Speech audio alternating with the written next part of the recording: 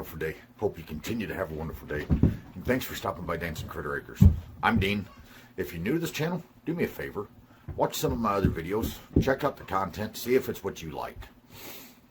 After you've done that, if you choose, I'd greatly appreciate it if you'd go ahead and tap that subscribe button, ring the notification bell, give me a thumbs up on the videos you watch, and leave a comment. I do respond to my comments. Might take me a little bit. Sometimes our internet gets a little wacky, but that modern technology, huh? To my current subscribers, guys, I greatly appreciate you. Each and every one of you. It means a lot to me to get comments from you guys, enjoy the interaction and that, and just all around good. And if you're new to the channel, I appreciate you guys too, just as much as your current subscriber. So, with that being said, today I am going to work on building a new type of quail cage for my setup that I've been transitioning to from the open aviary to cage confined. So I got two parts of it already done, the side panels. I'll show you them real quick. At least one of them. You can see it's got a slope to it. The floor is going to be sloped so that the eggs will roll. The front's going to be about, right about there, about an inch or so above the floor. So that way the eggs will roll out and we can just collect the eggs without having to reach in and disturb the birds. So I'm going to build the other two, the back piece and the front piece tonight. I got to put hardware cloth on the inside, and then these will get built with legs. It's going to be kind of freestanding, but yet not, because I'll secure it to the wall and the shed that I've got.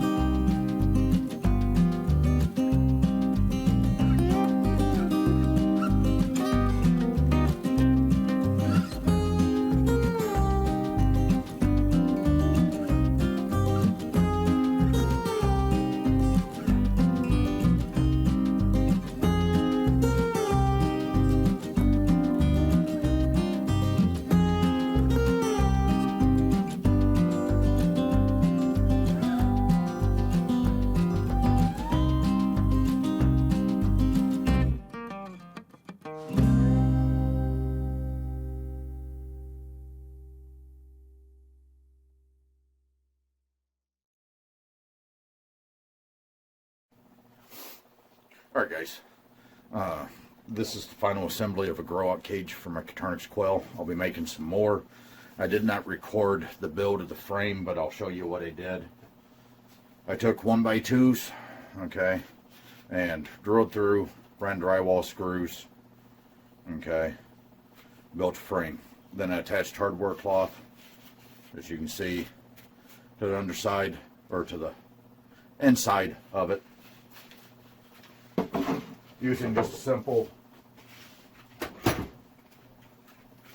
click stapler that anybody can pick one up, anybody can operate it. You just squeeze this down, push this against whatever you're wanting to staple to, and squeeze this, and voila. That's a front. This is a back. Now I went to 3/4 way for the frame on the back because I wanted it, you know, more secure. And I just ran one screw on this. On the other side, as you can see, I got 2 screws here. The ends all have 2 screws. Okay, so this will go like this.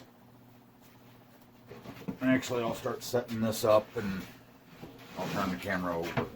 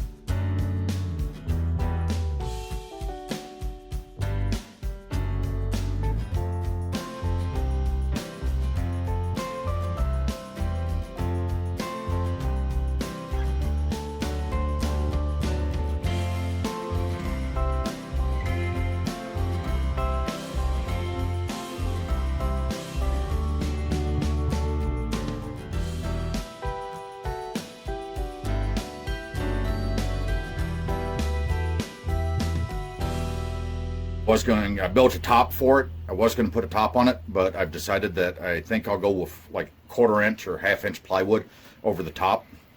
That way, because this will be for stackable cages, when I remove the clean out trays from the cage above, I won't have to worry about the quail in that cage dropping their droppings on the ones below them. So here it is. It's 48 inches wide, 22.5 deep, and I believe from floor to ceiling, or the roof, the top is, well, I think it's supposed to be 8 inches. I think I ended up making it 10. Yeah, 10. So what I did is I made myself a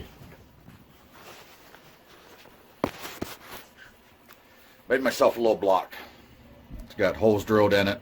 Used a drill press to do it. I could then place it on that, clamp it down, and drill holes, and they went straight through then. Perfectly straight. You can see I did that here on the frame, the bottom of the frame, the bottom of the cage. I didn't use that because I was only going through 3/4 of an inch.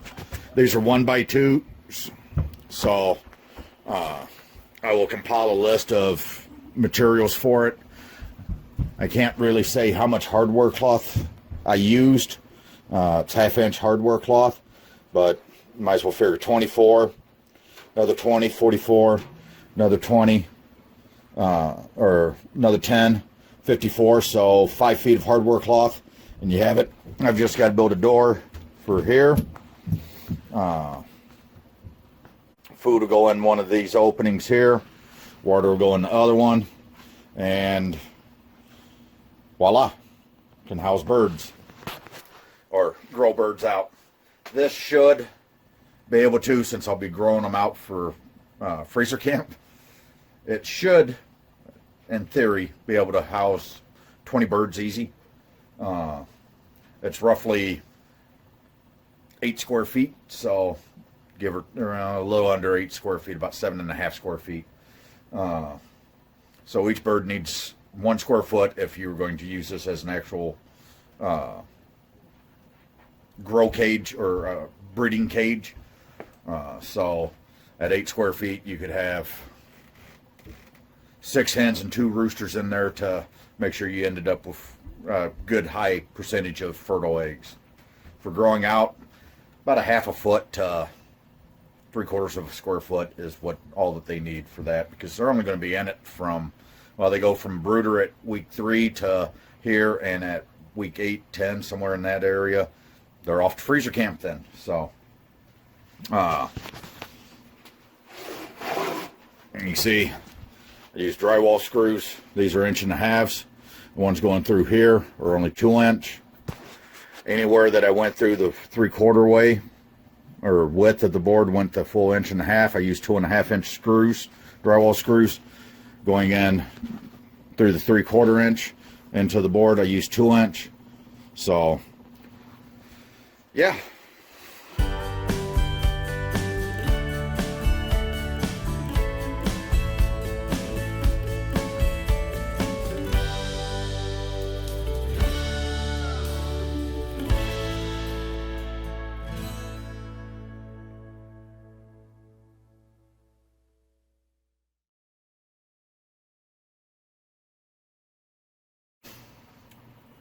I'm going to go, guys.